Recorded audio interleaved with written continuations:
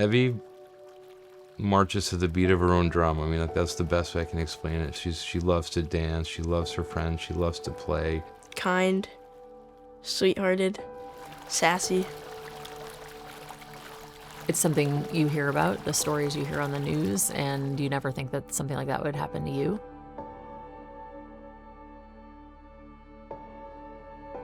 Heard a little bit of commotion, so I went to the pool area. To my surprise, I see Evie face down in the bottom of the pool, kind of motionless, lifeless. Evie couldn't get above the water. All I remember was my dad jumping in the pool, grabbing her. Heard Jim call my name a couple of times, ran outside and came outside, saw Evie lifeless on the side of the pool. The thinking process kind of just stopped, and I just started reacting. I remember pulling her close to me, sitting confused for a minute, and then began compressions on her. You know, lifeless little 5-year-old at the time is hard to process. Remember her coming to for a minute, and then watched her eyes roll back in her head again and began compressions again.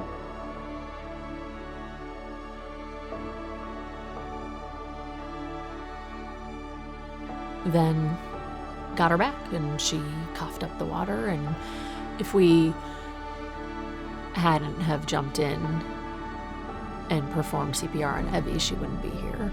The message was, even at the hospital, the outcome could have been much different if, we didn't know how to do CPR. We weren't able to, do chest compressions and breaths right away and get her back. Who would have known what the long-term effects could have been? I would say the physician that came in was probably the conversation I remember the most. He shared the outcome of her tests and lab work and things of that nature. And he looked at me and he said, "Well, this is what you do, right?" And I said, "I'm sorry." And he said, "Well, you work for the American Heart Association." And I said, "Yeah." And he goes, "Well, that's what you do. You save lives." It was in that moment that I realized, my purpose, my calling, and the fact that, my training and work ultimately saved Evie's life.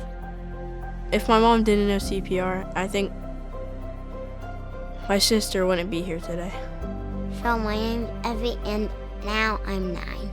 Just lucky to have photos from her being a baby to now. Those photos could have been cut short.